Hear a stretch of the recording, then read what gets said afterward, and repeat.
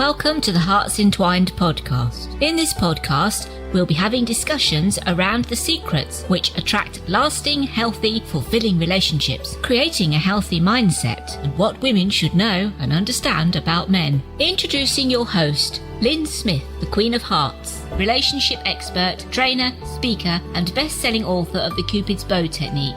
Lyn's mission is to have a positive impact in reducing divorce, domestic violence, and suicide. Welcome to the HEARTS Entwined podcast. This is your host, Lyn Smith, the Queen of Hearts. And today, listeners, we're going to be talking about a very interesting subject. Who am I? Because it's amazing that, quite often we don't really know ourselves very well until we have challenges and problems and then start on a path of self-healing or self-discovery and then start digging deeper and understand that really there's a lot that we didn't realize about ourselves. And I've got a very lovely guest. Her name is Lesley Zwick.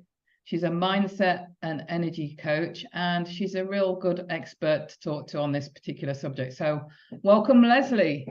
Thank you. Thank you for having me. I'm excited to be here. Me too. So it's interesting, isn't it? The who am I topic. So get us started, Lesley. What started you sort of, I suppose, taking an interest in this to start with? So, part of it was I was trying to shift my life. So 7.5 years ago, I actually came into the coaching world as a weight loss and wellness coach. And it started with my own personal journey to get healthy and I'm someone who struggled with weight my entire adult life, up and down, up and down, up and down. And 7.5 years ago, I got to a point where I hit my rock bottom physically, which meant I also hit my rock bottom emotionally, and we were not in a good place financially. It was the trifecta of really in a bad place. And I got to a point where I said, enough is enough. I'm sick and tired of feeling sick and tired. And I went on a journey. I started my journey myself to get physically healthy because that was the first step that I knew how to take. I had done it before. I knew that I needed that. But this time I did it differently. This time, instead of just going for a goal on the scale, because that means really nothing. I don't know how many of you guys have done this, but you go for a goal on the scale and you get there and then you don't stay there, because what's happened is we are not connected to our inner selves. It's just about a number on the scale. And for a little while, people are so excited for you and you look so great and your clothes are fitting and all that stuff. And that sort of dies off. And then the weight starts to come back on because you haven't really connected to who is inside of you. Why am I worthy of being healthy? Right? And so I knew this and I understood this and I knew I wanted to do it differently this time. So I went on a journey, not only to lose the weight, but to really start to shift my mindset and rebuild my relationship with myself and my own self-worth and start to shift my mindset. And when I started to do it for myself, I realized how powerful it was. My whole life started to change very quickly. Anybody who knew me 7.5 years ago and knows me now, I'm like a completely different person. And very quickly into it, I decided I wanted to pay it forward and start helping other people do this same thing. When it started, like I said, as physical health, me helping people get physically healthy, but I wanted to help them really reconnect deeper inside of who they are so that when they got to that weight loss goal, weight loss is science. There's all kinds of great programs out there. They can help people lose the weight. But 85% of the people that go on a quote unquote diet put their weight back on because they don't do the deeper level of things. They get to that goal or they get close to that goal and then it's all about that number. And so it's starting to shift that. So that's what I started to do for myself. And as I started doing that, I like I said, I started to pay it forward and help other people start to do it. And I started to dive in more and more as to really, who am I deep inside?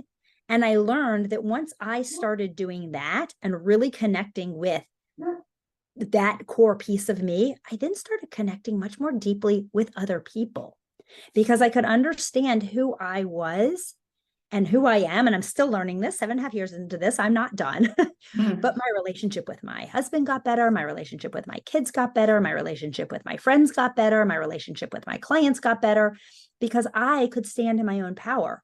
I started to know this is who I am and I could shine and I could let my God-given gifts shine. And when I could do that, it empowered others to be able to do that and to feel safe with me to do that.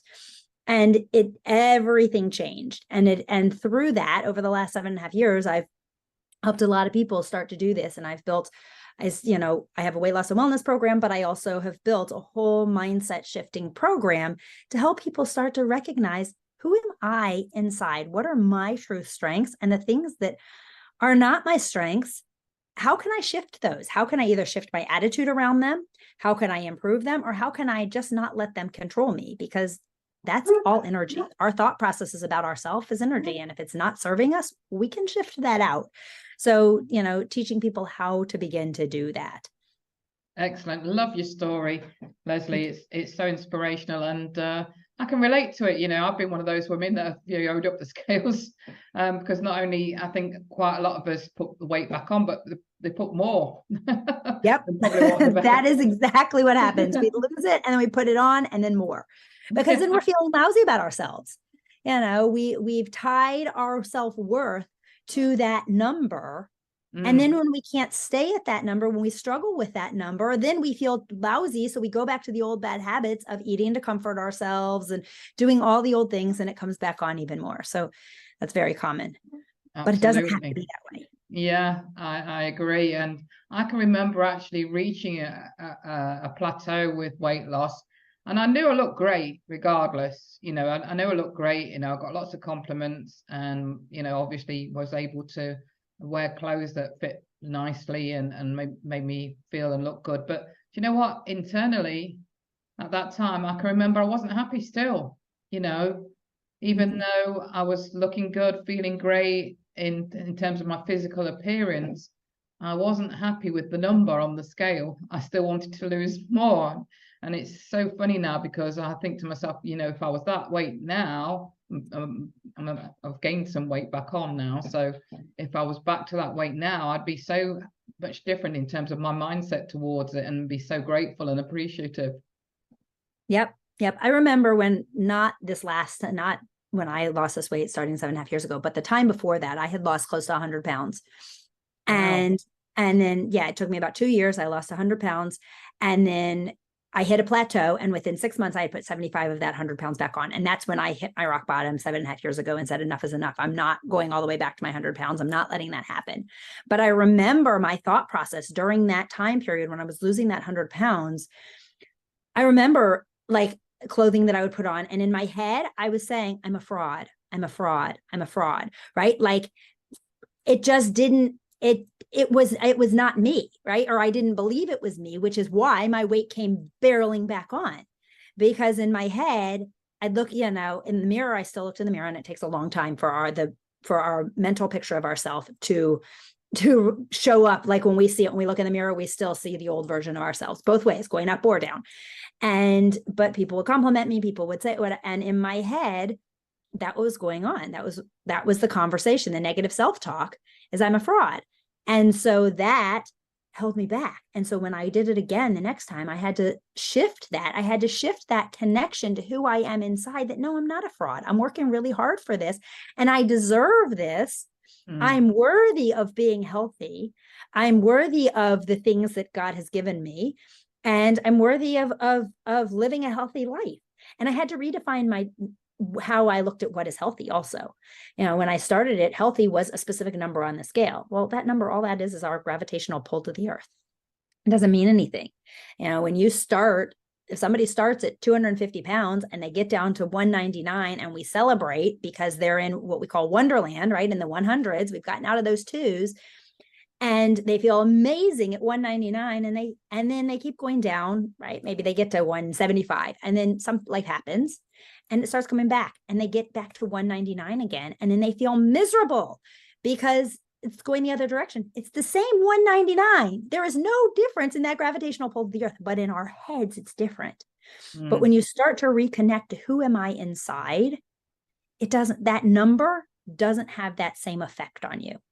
And that number doesn't have that same emotional pull. Yes, you might not be thrilled because, hey, I worked really hard and here's what it means for other things. But when you can take a step back and say, well, here's what's going on in my life, and here are the healthy habits that I'm still doing.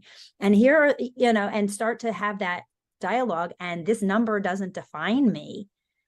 And not letting, when we start to make that different connection with ourselves, it can shift and it doesn't feel as icky all the way through.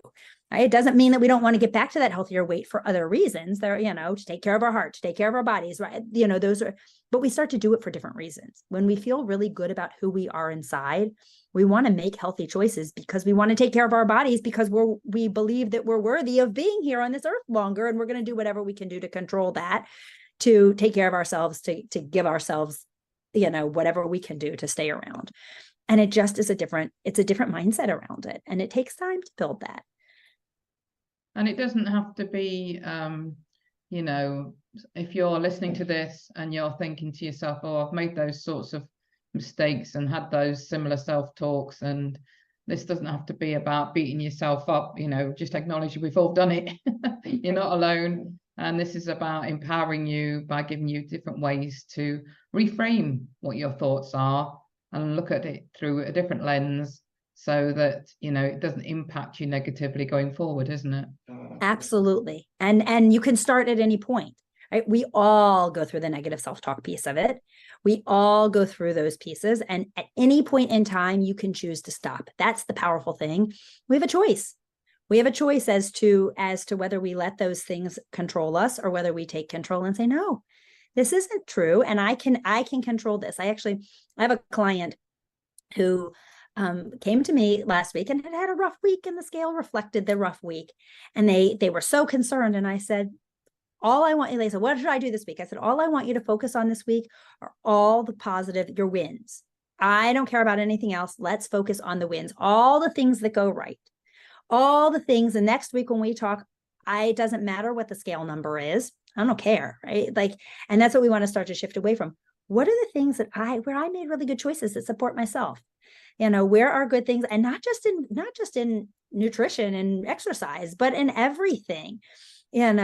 I gave someone a smile as I was walking through the store, and they looked, I passed somebody that I didn't know and just gave them a big smile. I held the door for someone, right? I'm bringing other light into this world by my actions. The more things we focus on, what we focus on is what grows.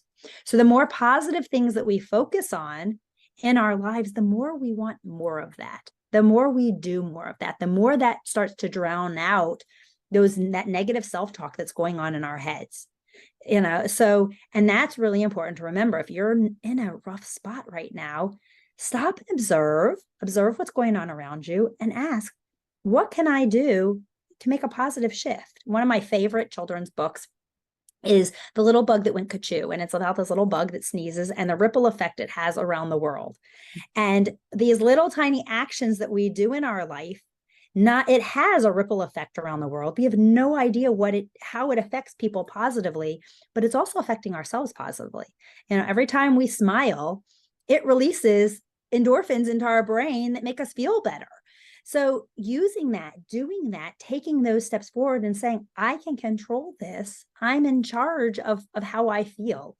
Now, oftentimes I have 3 kids, and, if somebody's in a grumpy mood, and, my son last week got up and he was in a lousy mood. It was 9 o'clock in the morning and he was a lousy mood. He was like, this is the worst day. I said, it's 9 o'clock in the morning. What do you mean it's the worst day? And he starts rattling off on all the things that had gone wrong in the morning. I said, okay. So those are the things that have happened this morning. Does that mean you have to blow the rest of your day because of it? Let's take a deep breath and let's start over. What's the next step? We have that time at any point in time to make a shift. And we can do that. It doesn't mean we're not going to have a bad moment. It doesn't mean we're not going to have a bad hour, a bad 2 hours, whatever it is, but we don't have to stay stuck in that. We can tap into, okay, what can I do to shift it? Go do something that's going to help you feel good. Give someone a compliment. Call somebody that's going to give you a compliment, right? Like something to take you out and shift that energy. And when you start to do that and you start to look for those ways, your whole life begins to change because you start to look at the world differently. Absolutely. And it's about catching yourself. We're not always going to be perfect. Like you say, we are going to have those moments where we start to go down those rabbit holes, but it is about catching it and then thinking, hang on a minute. Yep, exactly. And let's reframe this or focus on something different that's going to change my energy state. Absolutely. What's important is to understand what triggers you. and understand what your habits of thinking are, because habits of thinking are just like any other habit that we have. And so our mind goes into certain patterns when certain things happen. And so when we can understand our habits of thinking, we can then begin to shift them. And that's one of the things that I actually work with clients on. Is I have an assessment that I give that's a free assessment, and a debrief that we do that's for anybody, that it measures your habits of thinking. And it's not a typical personality test. I actually call it an unpersonality test. And it measures exactly what your thought processes are. So once you start to recognize, oh, when things happen, I go to this, which leads to this, which leads to this, so someone who is feeling very overwhelmed, it starts, pulling at their joy in life, and it starts hitting on their own personal self-esteem. And then it starts shifting how they're connecting with other people. And we can see this. And when we look at the assessment, we can see how the thread connects. And once you recognize this and understand it and say, oh, wait, this is just a habit of thinking, just like anything else, just like my, getting up and drinking enough water instead of drinking sodas, or, getting up and taking a walk instead of sitting on the couch. Those are habits, your habits of thinking. When you catch yourself and you understand it, you can start to shift those, which shift your whole life. The other thing looking at is, where are my strengths? Where are my healthy habits in thinking? Which ones are really serving me? And how often am I using them? And, sometimes when we look at some of these things with people, I'll say, okay, this is a strength of yours on a scale of 1 to 10, 1 meaning you never use it, and 10 meaning you use it all the time. Where are you? And a lot of times people will say, I'm at a 2. Okay, let's hone in on these strengths of yours, not so much worry about the things that aren't your strengths, that are your, where you struggle. Let's hone in on those strengths. And those are going to bring those struggles and start to help you shift those as well. So it's really powerful to start to understand that. When you start to understand that, then you can connect more deeply within to, who am I? Answering that question, who am I? And what do I want from this world? And what can I contribute to this world? I'm a believer that we all have many purposes in this world, not just one big purpose, but many purposes. And every single day that we wake up, we have a purpose in that day. There might be a big purpose also. I don't know. But every single day that we are up, we have some sort of purpose. And our purpose in that day really just might be that you gave a smile to somebody as you're walking through the grocery store. That could be your full purpose for the day. As I said, we don't know what the ripple effect of that is. I had, early on in my journey, that's why I talk about the grocery store. I was walking through the grocery store, and somebody, I have no idea who, I don't know who this person was. And they, walking through, just gave me a compliment. And that shifted. In my head, I was in a terrible mood. I was having a rough day.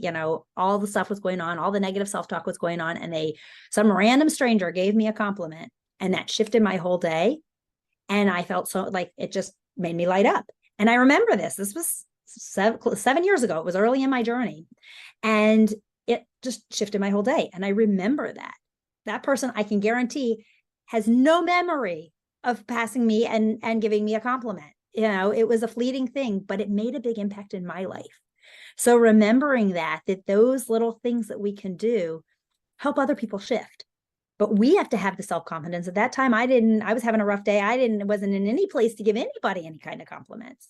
But now, after that, and knowing what impact it has, I make it my mission, even if I'm having a lousy day, to start doing that, because that lifts me up.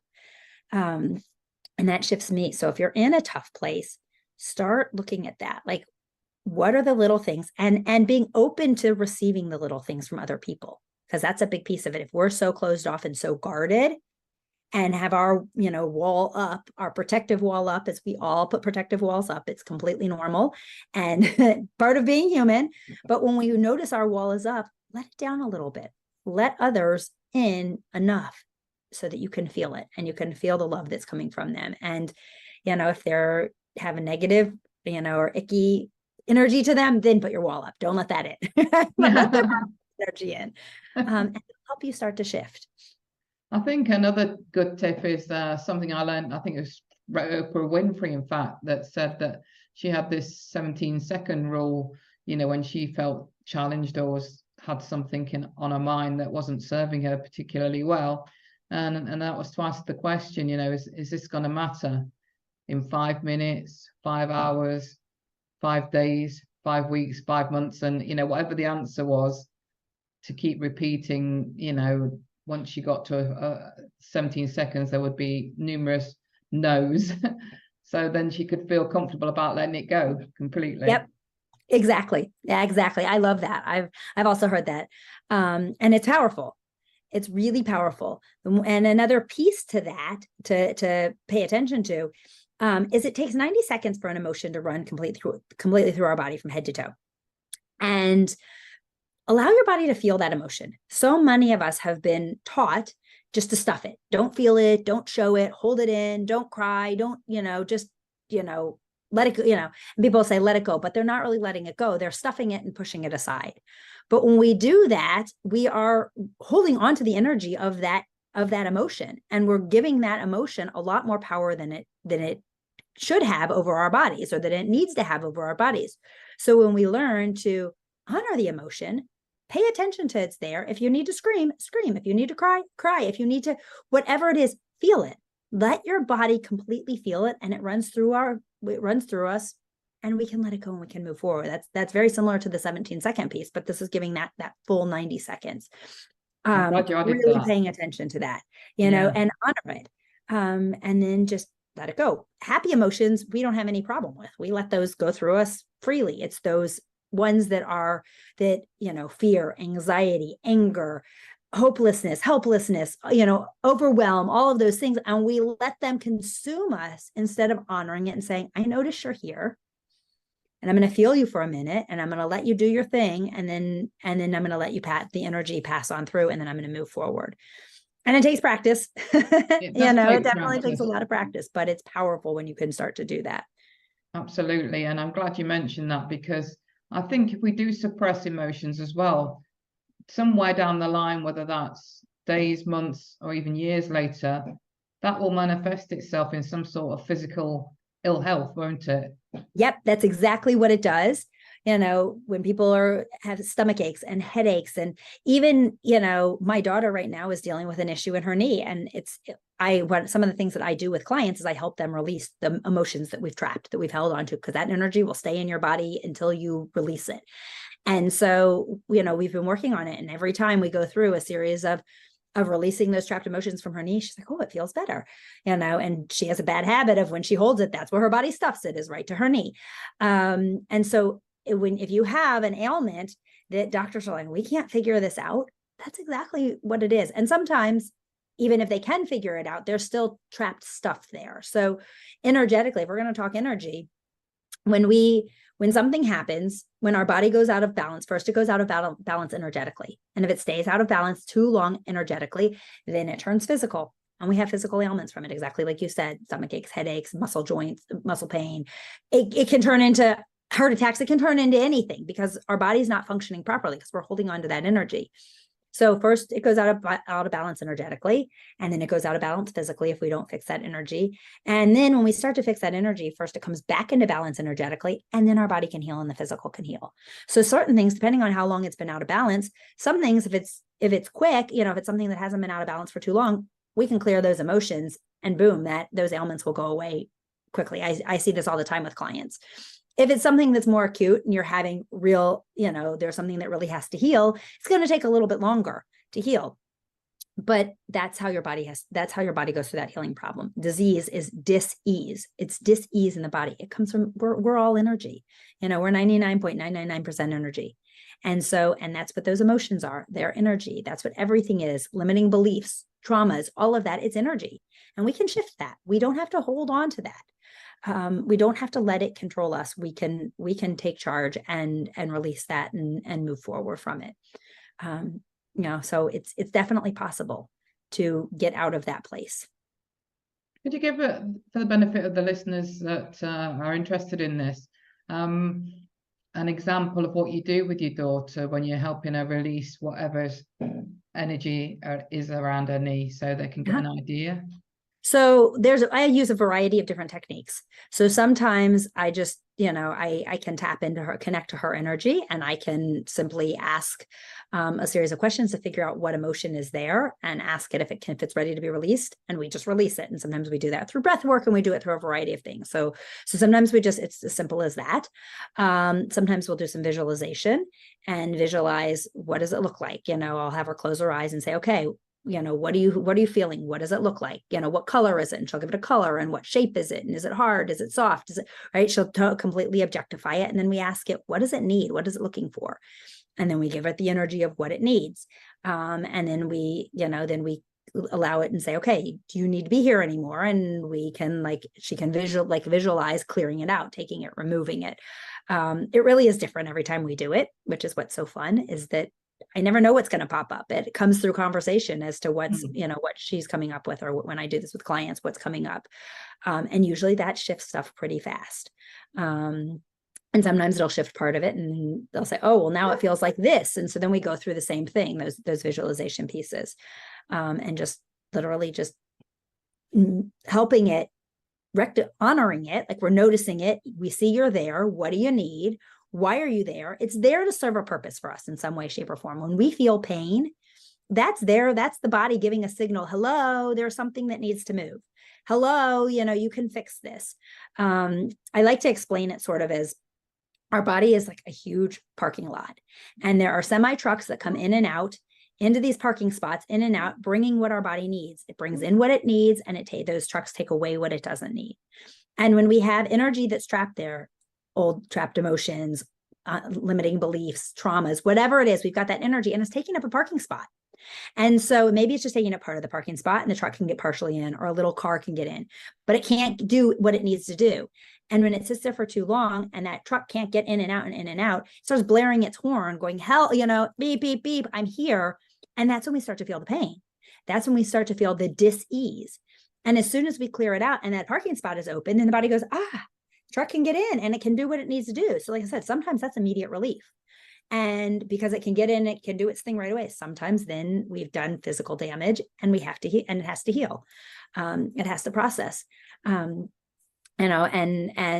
that can build and takes time. But usually people see quick relief. Even if it doesn't totally heal everything, they start to see pretty quick relief right away, just by starting to shift that energy in the beginning, because the body just goes, I can work now. I love that parking lot analogy. That's a good one, and it explains it really well. So thank you for that. You're welcome. For the listeners that are interested in connecting with you and finding out more about what you do, Lesley, what's your best contact information? The best place to find me is on Facebook, and it's Lesley Zwick. And so you can come on, follow me, send me a friend request, connect, shoot me a private message, definitely connect. And if anybody is interested in taking that habit finder assessment, that it's a free assessment and a free 60-minute debrief, they can connect with me through Facebook, and they can ask me for the link, or they can go to understandyourhabits.com and take it. And as soon as they take it, it's free to take it, and they'll see a link to schedule a free 60-minute debrief. And the gold is in the debrief. So I always tell people, if you're going to take it, take the assessment, but you're not going to understand what it means. So schedule that debrief with me, and we're going to go through and so you can understand what it is, and you're going to walk away from that debrief with definitely some ways to start to move forward and start to really reconnect with inside yourself, because you're going to see your strengths, and you're going to see some of those habits of thinking that are sabotaging you. And you're going to walk away saying, okay, these are some things that I can do to not let those sabotage me anymore. Excellent. Thank you so much for that. So any final words of wisdom around the subject of who am I that you can leave the audience with, Lesley? My biggest piece is really take time to connect with who you are. Take time to start to, ask yourself that question, who am I? And then sit in a quiet place and listen. And let your mind tell you your strengths. And when you hear the negatives, that's not who you are. That's the lies in your head, the garbage in your head, and clear that out and say, thank you for that, but that's not who I am. Now, who am I? Right? And keep asking yourself, who am I, seeking for those positives? And you'll start to reconnect in there and learn and understand who you really are. But also, don't go at it alone. We cannot do any of this alone. We need other people. We didn't learn anything else from the pandemic. We learned that we need other people. We need a community. And so don't try to go at this alone. And especially if you're having a really hard time, reach out and connect with somebody. Reach out and find that person who is going to lift you up, who's going to answer that question. If you say, who am I? That they're going to turn around with the positive voices for you. And then keep reiterating those positive voices in your head. Excellent. It's been a fascinating conversation, Lesley. I've really enjoyed it. And thank you so much for sharing your own personal experiences around all the information you've shared as well. You're welcome. Thank you for having me. This was fun. So just leaving me to say, listeners, true love starts with opening our hearts. And until next time, goodbye for now. Thanks for listening to the Hearts Entwined podcast. You can follow Lyn via the Facebook group 2 Hearts Entwined, or search Lyn Smith, inspirational speaker, at LinkedIn, or email lyn@hearts-entwined.com. That's LYN@hearts-entwined.com. Remember, true love starts with opening our hearts.